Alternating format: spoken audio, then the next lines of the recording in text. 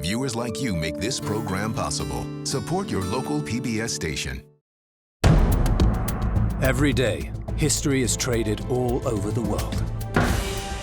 Poignant, bizarre, and unique items that may never have been seen in public before. A fascinating and often untold tale lies behind every object.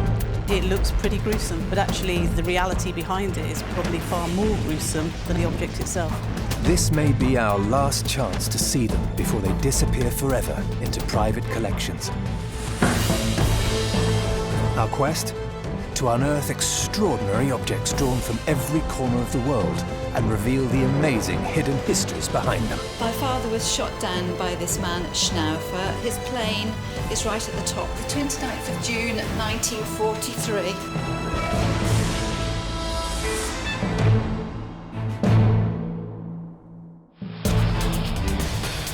On this episode of Trading History, the incredible story of the sinking of one of the world's biggest battleships. It tells you something about the impact of 12,000 pounds of very high explosive when it can turn over 60,000 tons of steel. A gruesome tale of ghosts and ghouls. Every man who was at that villa party died under odd circumstances. And an astonishingly rare book of drawings by Queen Victoria, thought to have been lost forever. In a way, these are the iPhone pictures of the royal family at that time. It's intimate art, it's domestic art, and in that sense, this is the best you're going to get. With a legacy of 2 world wars in the 20th century, historically significant militaria from this time is still highly prized and collected by people the world over. We're looking at events that shaped the world we live in. We cannot go back there, but we at least have something which gives us a window on the past.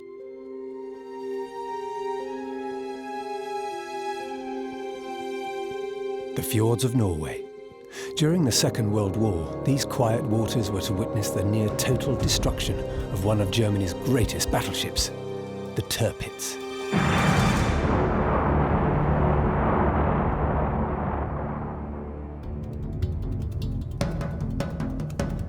The Tirpitz was at the time one of the largest warships in the world, built by the Nazis to attack the Allies at sea. Armed with 8 15-inch guns in 4 towers, she was a Goliath of the seas. So Herculean were the Allies' efforts to bring this mighty symbol of the German war machine to its knees, that it's a miracle anything now remains of it. But it does. The Tirpitz was bombed and torpedoed, and even after all that, this clock, thanks to German engineering and a bit of luck, has survived. So how did this naval timepiece come to be here in Britain, in perfect condition, some 70 years after the end of the war?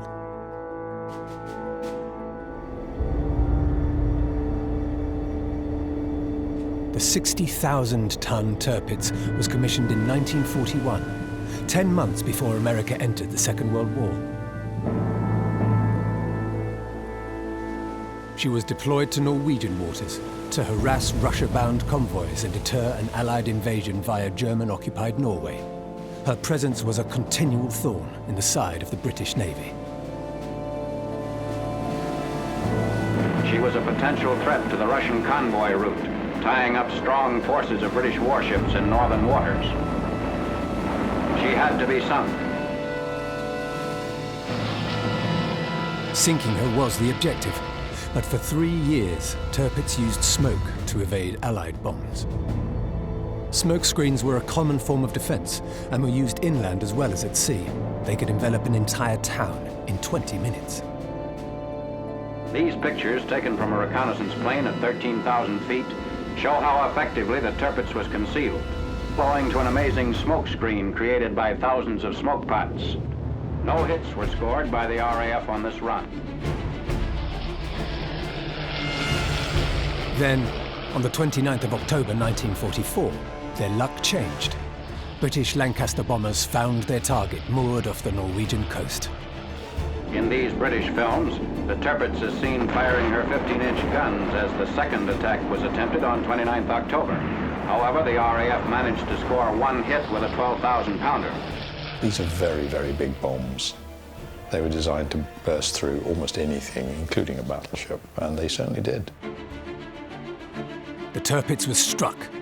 One bomb had smashed through her hull and damaged the engines. The Germans decided it wasn't practical to repair her, which meant she was no longer seaworthy. But, despite being moored in the waters, her guns could still be used to repel incoming Allied forces.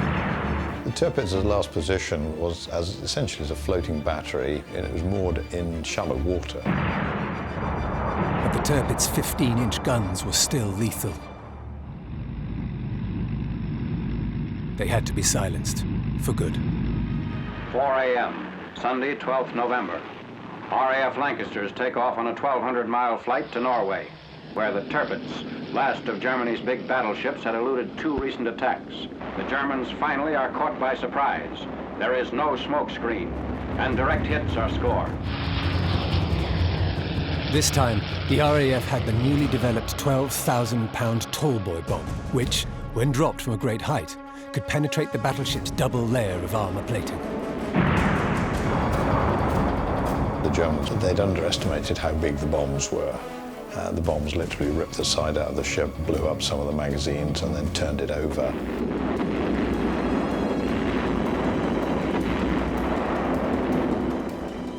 And it tells you something about the impact of 12,000 pounds of very high explosive when it can turn over 60,000 tons of steel. And essentially with the damage on one side and the explosion on the other, the thing flips over. Capsized and torn apart, it's a miracle anything of the ship survived. But it proved rich pickings for some of the British naval crew from HMS Flint Castle in 1945. The first crew that got there were called the Looting Party No. 1. And it was a gentleman called John Cusack who was one of the fortunate ones to be the first on board, and obviously found this and claimed it as a war trophy. John Cusack, seen here with the rest of the looting party, found the clock in the captain's cabin. Now, some 70 years on, Cusack's daughter is selling the item. These photos help confirm its provenance, together with the Nazi insignia on the clock face. The iconography of the clock, the eagle and swastika, Nazi Germany, the M underneath, Marina, naval. This is a naval clock. And you can tell that from the design. It's a brass body, so it doesn't deteriorate in a saltwater environment. The workmanship of the clock also gives a clue to its German naval origins. The quality to go into a ship's clock is second to none. I mean, the English ship's clocks, the gauge of the brass isn't usually as thick as this. They've even beveled the outside just for a bit more decoration. They've engraved the dial. The English don't do that either, and the clock's number. The numerals are blacked, the dial is silvered. As a quality clock, this is right up there. Though 70 years ago, this naval clock would have looked very different. It wouldn't have been this lovely, bright, polished brass look. It would have been, in actual fact, black, because, as in houses with air raids and glints of metal showing off the light, you didn't want to give yourself away because of the ship's clock. A ship like Tirpitz would have had dozens of clocks, and they would have been of a standard design to enable you to mend them if they broke down. There would have been clocks in a variety of spaces, from the ship's bridge, where the big command decisions were taken, all the way down to wardrooms where people were off duty. Germany forbids the sale of Nazi memorabilia in its own country. One of the biggest markets for items like this is America. 150, 150, final call up. 115. The clock was sold to a private buyer, his nationality unknown. But thanks to the work of John Cusack and some of the HMS Flint Castle crew all those years ago, this piece of history remains intact.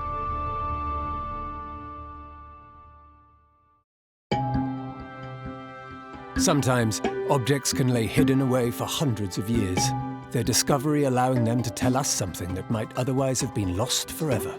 It's a direct connection with key moments in history. Lotterbeg, an 18th century detached house on the outskirts of Cork in the Republic of Ireland. It's rammed to the rafters with almost 1,000 antiques and significant historical items from all around the world, largely collected by one family, the Harts, over the last century. When owner Vincent Hart passed away in 1939, the house was looked after by his wife and left virtually undisturbed as it was handed down to their descendants. Kept in the family throughout the 20th and 21st centuries, the house now stands as a time capsule to a period long gone, when Britain governed between a quarter and a third of the world. It's a house of the empire, but in Cork. It was a very wealthy society, and this house actually traces the arc of that time. Now, for the first time in its history, Lottebeg is open to the public. But these visitors are not tourists. They're here to buy. Some 750 items are up for sale, among them this unique silver strawberry dish with a hidden secret. A mid-19th century yew wood table, and an extremely rare bog oak cane from 1860. These items have attracted buyers from all over the world, even as far away as America. I love this cane. I like that it's Irish. I like that it's bogwood, so it's old. I like the shamrock and all these jewels up around the top. It's just very unique and interesting. I intend to be at the auction tomorrow, and not only bidding on this, but I intend to own it. Lottebeg was designed by Abraham Hargrave around 1800, when the economic fortunes of Cork were flourishing. Historian and author Nicholas Lochnan takes us through a story that stretches back nearly 140 years and is now in its final chapter. Abraham Hargrave, he was an engineer and architect, and he came over to Cork and did a lot of work for the British Navy, a lot of work for the government, and he built barracks, he built convents, he built Patrick's Bridge in Patrick Street, which is still there, and he also built houses. And he built houses for the rich merchants of Cork. We're in one of them now. One of its early 19th century occupants was the Callahan family, whose wealth was built on the economic prosperity of the city. Usually big houses are attached to land, and the source of wealth is land, but that wasn't the case here. Now, the Callahans of Cork were very successful merchants. They were very clever, and they managed to make a lot of money provisioning the British Navy. At the time, Britain was embroiled in the Napoleonic Wars in Europe, and Cork was a major supply station. The Callahans were part of a growing middle class who built their wealth on trade, except this family were not all they appeared to be. It was a Catholic family, and this was very rare because it meant that at a time of considerable repression, it was unusual to have wealthy Catholics. Harsh penal laws passed by the ruling Protestants against Irish Catholics in the 17th century banned them from preaching openly, deprived them of land and education, and forced them to worship underground. One item at Lottebeg, which hints at the challenges facing a devout but socially prominent family like the Callahans, are these prayer beads. This is an object to aid Catholic devotion. What we have is we have these little brown beads here. We have 10 of these. They would be 10 Aves, or prayers to the Blessed Virgin. And then the silver ones would be Paters, or Our Fathers. When you got to one of these, you'd stop and you'd say the Our Father, and then you'd move on again. You can see that the face has been very worn, so there's been a lot of praying going on.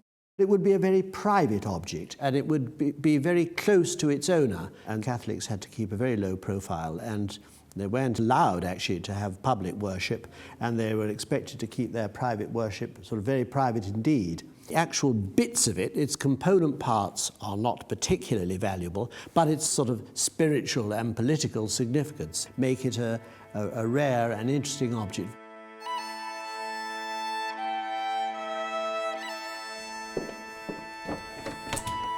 Another item which resonates with the political sentiments of the time is this rare 1860 bog oak cane, also thought to belong to the Callahans. Since the 1800 Act of Union, Ireland was subject to British rule, amidst the growing tide of Irish nationalism. And decorative items like this were symbolic of that mood. It says a lot about the feelings of people in Ireland in the 19th century as the nationalist revival started. It dates from about 1860, and at the time of the nationalist revival, when people looked around for something particularly Irish, then a material like bog oak was what you wanted. A bog oak, as I suppose everybody knows, is oak that's been lying in the bogs for maybe 5, maybe 10,000 years. It was the wood from the forests of Ireland in ancient days. That's what it was. And then it became semi-fossilized and found to be a particularly wonderful material for polishing and carving. And this struck a sort of chord particularly in the well-off Catholic population, who had not yet achieved much political power, who saw it as a kind of symbol of native material. It harked back to a distant, historic, prehistoric past.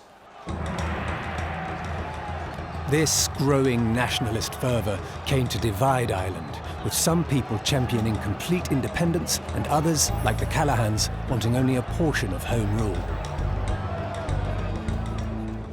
That desire to remain part of Great Britain is reflected in the intricately carved designs on this mid-19th century yew wood tea table. There's the Scottish thistle, the rose of England, and the Irish harp, together expressing the political sentiment of the time. So it is a table that is there to celebrate the union of Scotland, England, and Ireland at the time. And this found a great deal of favour, this idea, with a particular section of Irish society, mostly respectable, middle class, well-to-do, peacefully disposed, who saw their future economic interest lying within the United Kingdom with a certain amount of home rule. As understandably, because well-to-do people worked in the empire, as we see in this house. Many of the antiques here reflect the Callahans' view that their economic success lay in retaining links with Britain and its colonies. But this was in the face of a rapidly changing political landscape in Cork and beyond. By the turn of the 20th century, Lotabeg had a new owner, Cork shop proprietor John Hart. Like the Callahans, the entrepreneurial Hart took full advantage of trading opportunities with Britain's colonies, which by then covered a fifth of the world's landmass. Mr. Hart was the manager of the Queen's Old Castle, which was an important department store in Cork. It was described as the sort of Harrods of Cork. It was very prosperous. It made a lot of money. That is actually the haberdashery department. So you can imagine them unrolling the bales of cloth actually brought back from India or from China. There's a date here, 1848, and it was done by R.L. Stopford. And it must have been very successful because Mr. Hart would have been wealthy enough to buy this house. Just as the British Empire had been the source of Mr. Hart's prosperity, so it was for his two sons. While John travelled extensively through the Far East as part of the Royal Army Medical Corps, Vincent made his name as a colonial engineer, earning this Order of Chivalry for his work on the large Meta Dam at Salem in Tamil Nadu. Considered one of the oldest and biggest dams in India, measuring nearly 6,000 feet in length, the concrete structure took around a century to build. When Mr. Vincent Hart was out in India, he was very successful, and he was duly awarded membership of the Order of the Star of India. Looking at the order here, we have in the middle a bust of the youthful Queen Victoria, and on the enamel round the edge, the turquoise enamel, it's got "Heaven's Light Our Guide," so that would be the motto of the order. And it was one that was awarded for exemplary service. Now here we have a photograph of Mr. Vincent Hart wearing the order, wearing it with pride. in his uniform, and the uniform would go with the job. It's the official dress uniform for state occasions. These uniforms, now up for sale, reflect an age of British colonial pomp.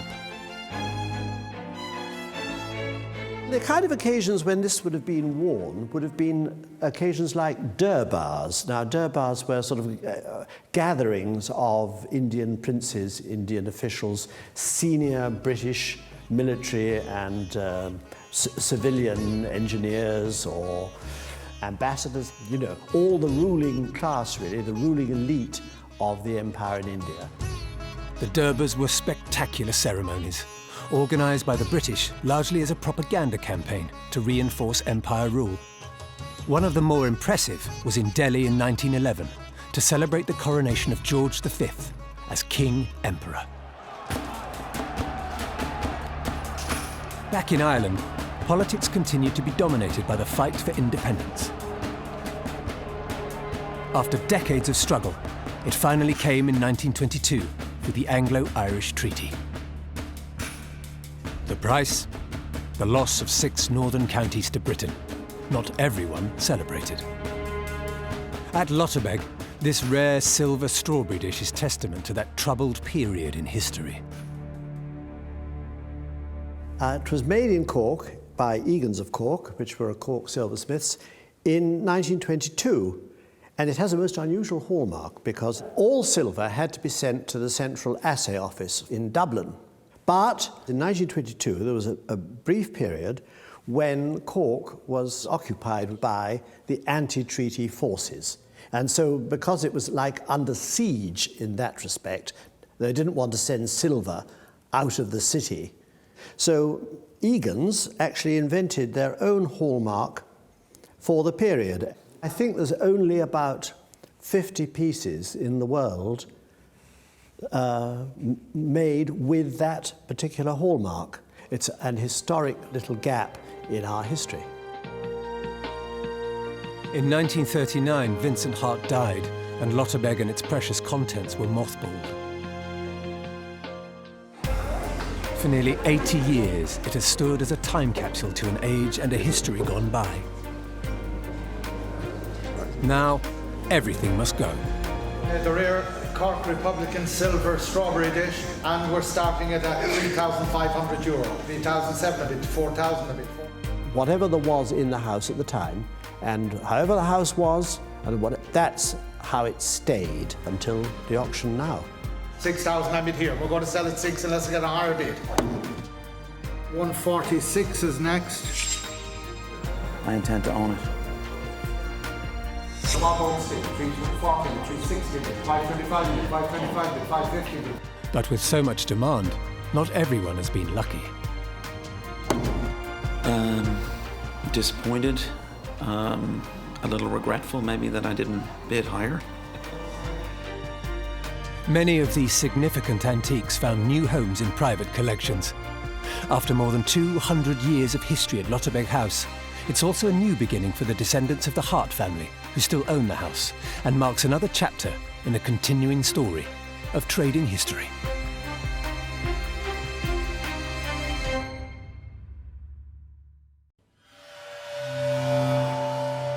Dracula is a Hollywood icon.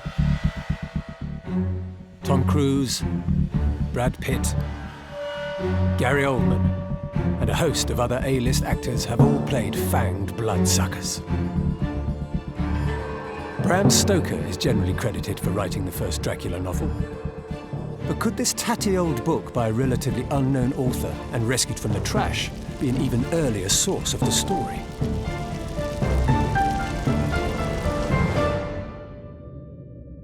In the cemeteries of the world, the dead lie at rest. But legend has it, not all their souls are at peace.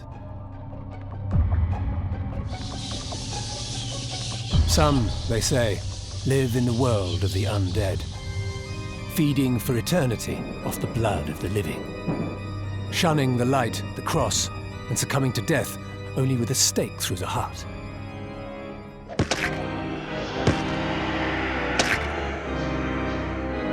In the 19th and 20th centuries, the myth of the vampire spawned countless books, films, and stars of the silver screen. Like Bela Lugosi and Christopher Lee in the role of Dracula. But where did this myth begin?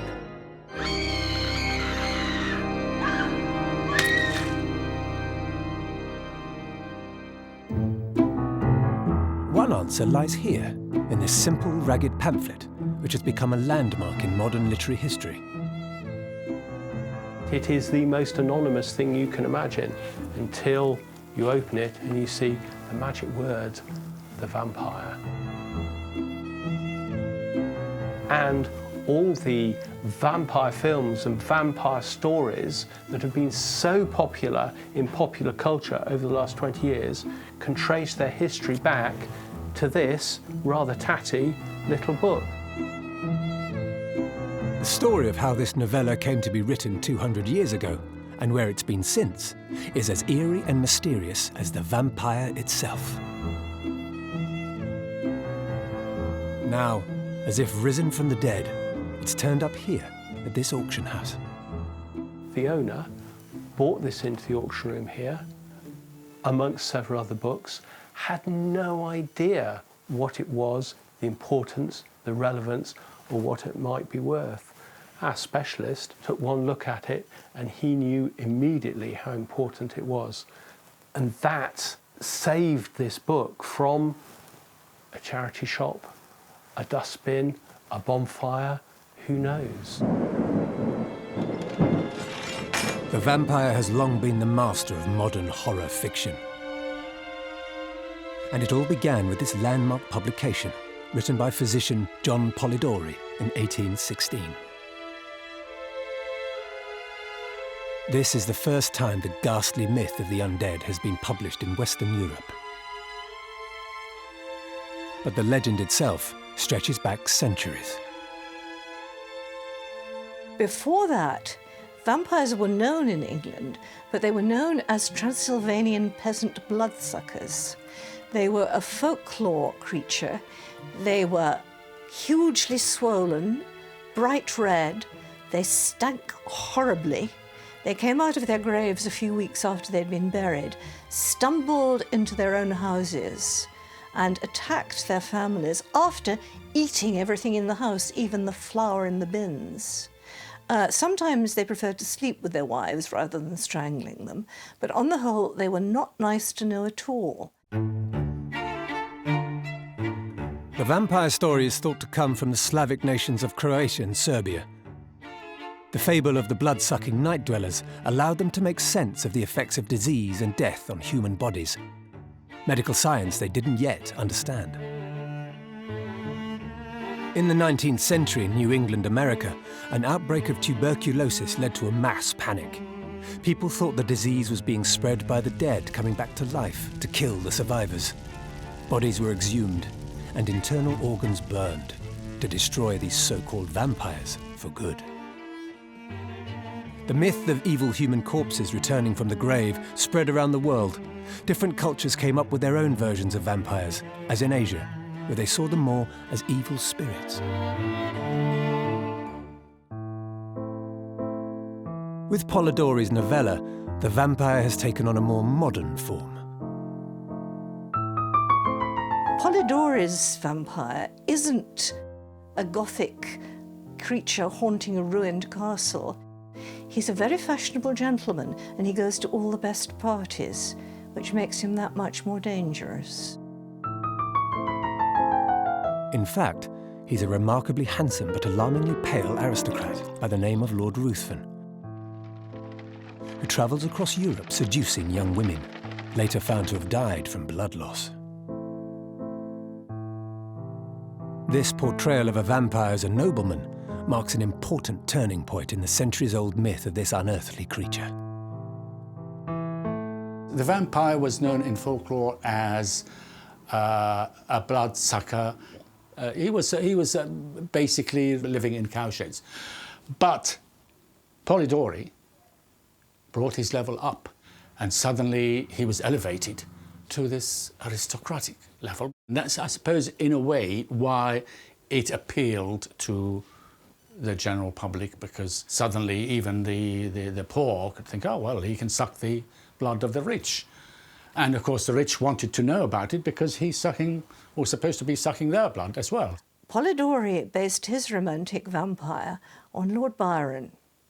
Lord Byron was the absolute, like the pop star of Europe. No one would have minded him stumbling into their bedroom. And Polidori laid the foundations of the beautiful, attractive, even sparkly vampire that we know today. So how did the celebrated but rakish poet Lord Byron come to be the poster boy for this modern aristocratic vampire?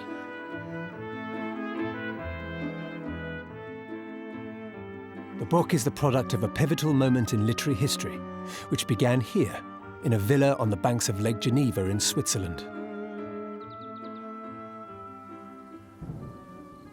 It was 1816, and Polidori was staying at the house with Byron as his physician. Their group also included the English novelist Mary Shelley and her husband, the poet Percy Shelley.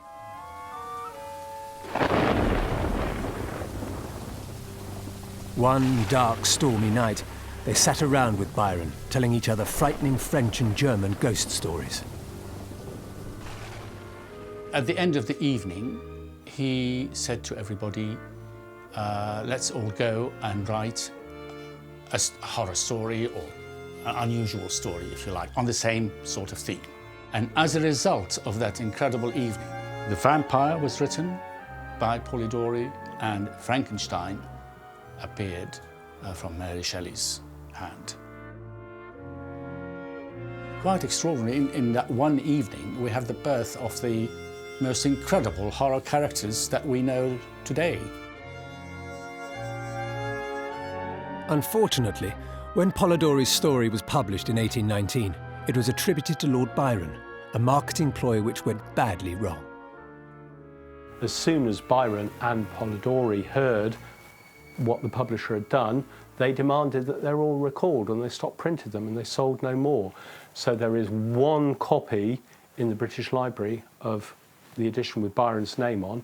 This edition here, the 1819 edition, doesn't have an author's name at all. Nobody knew who Polidori was. There's no point in putting one. The story of what happened next to Polidori and his fellow storytellers could have come from the pages of a horror novel. Polidori fell on quite hard times.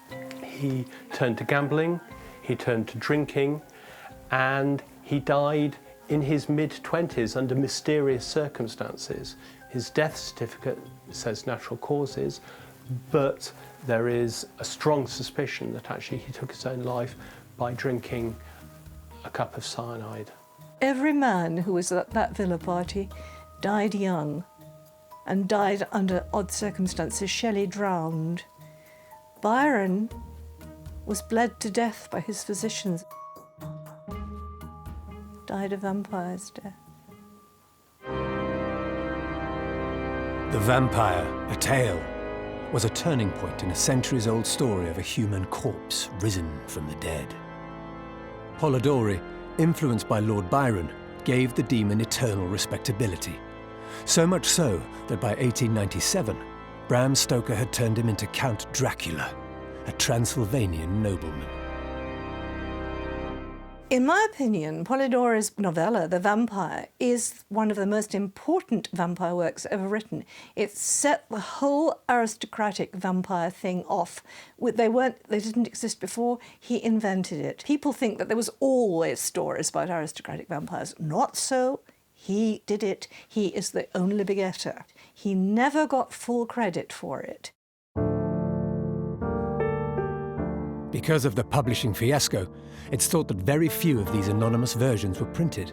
That makes it rare, but it's the history of its conception which makes it unique. The value of this is the story that lies behind it.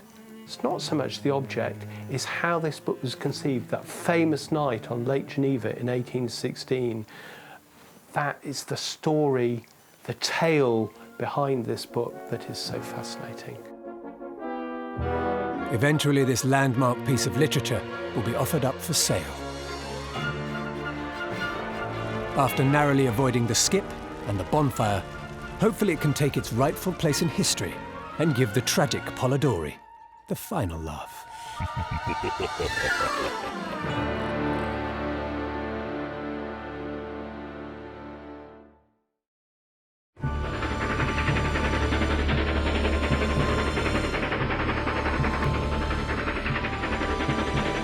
'19th century Britain. It was a juggernaut of industrial and artistic development. Railways, shipbuilding, and the invention of the telegraph opened up communications across the world. While inventions like photography documented real life for the first time. This was the Victorian Age, a period of 64 years named after the monarch, Queen Victoria. Now, more than a century on, 2 artifacts have come to light. They give us an astonishing insight into royal life at the start of this enlightened period in British history. There are etchings by the royal hand. No one would have had cameras in those days, apart from a few people. So, in a way, these are the iPhone pictures of the royal family at that time. And a rare proclamation that ushered in this new period in history. I can't find any on the checking I did of any others having come up for sale before.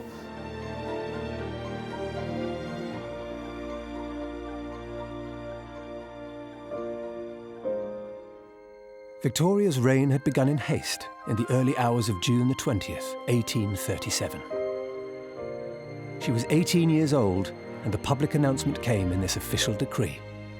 William IV had died at 2 o'clock that morning, and it's very quickly needed to announce who the next monarch is. So this is the same day that all the Privy Council were quickly assembled to announce that Victoria would be Queen. There was no argument about who was next in succession.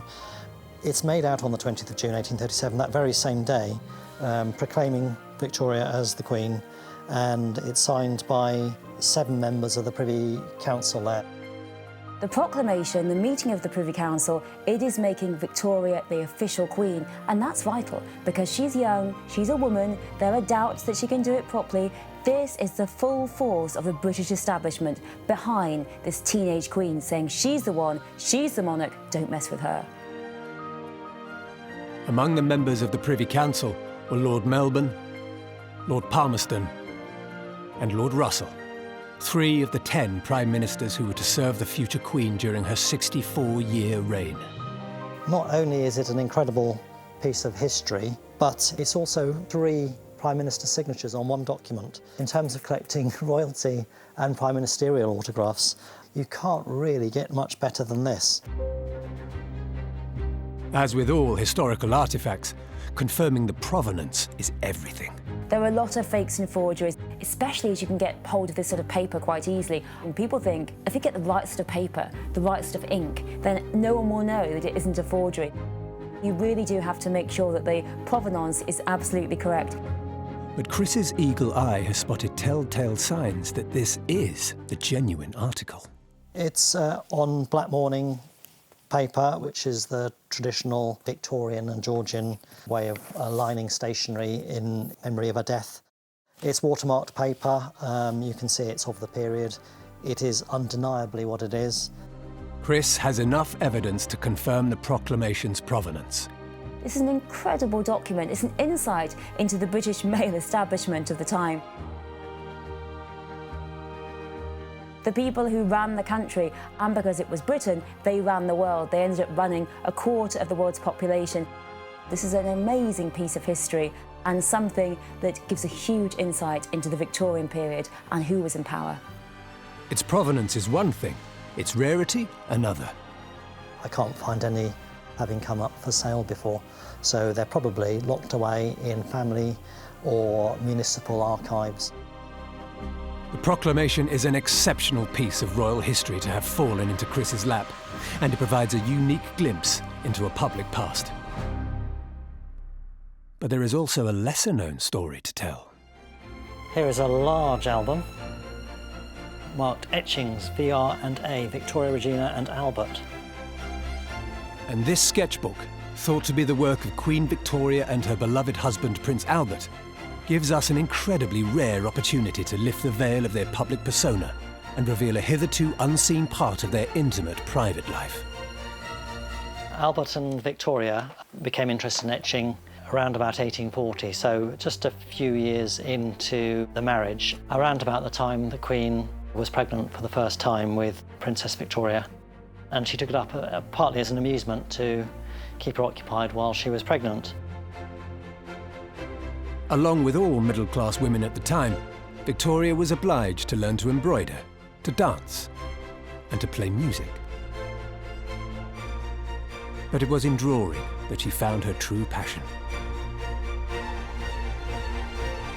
As this rare book of sketches shows. Victoria was a superb artist, and throughout her childhood had been the part of the education that she preferred the most, more than dancing, more than embroidery. This sketchbook comes from Albert and Victoria's early marriage. They married in February 1840. First child, Princess Vicky, was born in November. And this is the time when they had perhaps the most freedom they ever had to spend time together, to spend time with their first very young children.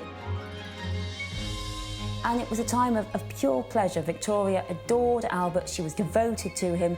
She really was utterly thrilled to be married to him.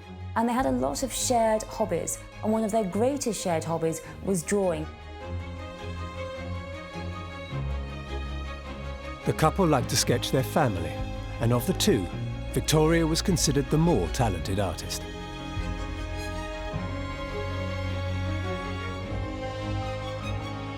These are the nearest equivalents one could have to family photo albums. Some wonderful ones of Princess Royal, drawn and engraved by Victoria. Beautiful drawing of Princess Victoria with her nursemaid. And these are the ones that are most desirable.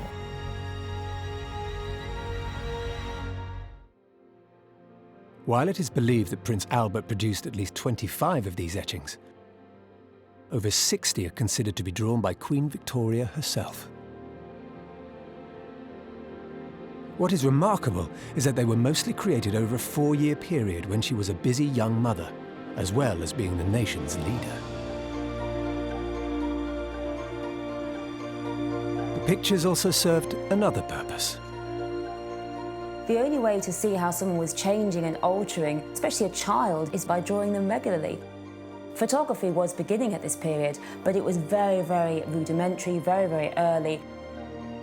Queen Victoria, along with her husband Prince Albert, made scores of drawings of their family, intended only for the eyes of their closest family members. There were huge efforts made to keep these out of the public eye. People thought if they got out there, they might destroy the royal dignity, they might undermine the idea of Victoria as this goddess, statesman-like figure.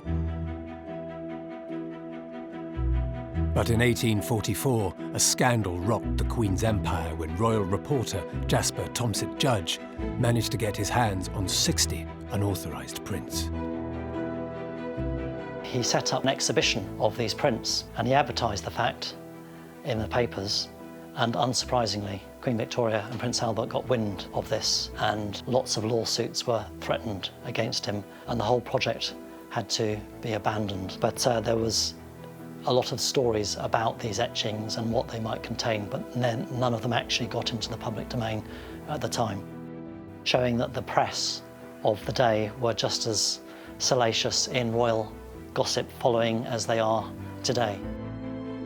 We see this today with rows over royal privacy, old butlers, old servants selling off royal items. The question of royal privacy is a massive one, but it was particularly so in the Victorian period because the thinking was, if people don't believe in the Queen, then they're never going to believe in anything.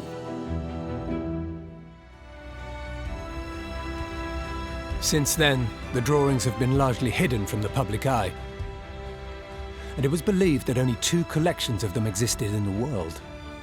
Until today. One is in the Royal Collection at Windsor, and one's in the British Museum, and that was bequeathed by King George V. If this really is the missing 3rd book, Chris could be sitting on a gold mine. if you have a picture of a dog, well, it's not really worth very much. If you have a picture of a dog drawn by Victoria, that is going to be worth 100 times what it would have been worth otherwise. Chris looks through the book in the hope of finding some proof that it originally belonged to the Queen.